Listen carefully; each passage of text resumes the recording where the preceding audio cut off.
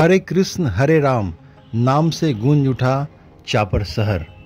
निचले असम के धुबरी जिले के चापर शहर के अंतर्गत पालपाड़ा में श्री श्री तारक ब्रह्म महानाम यज्ञ का 7 दिवसीय कार्यक्रम का आयोजन किया जा रहा है, जिसमें असंख्य भक्तों का समागम हो रहा है।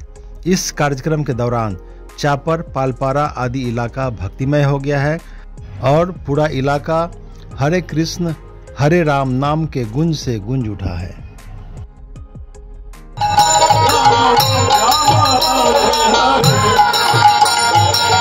कृष्ण हरे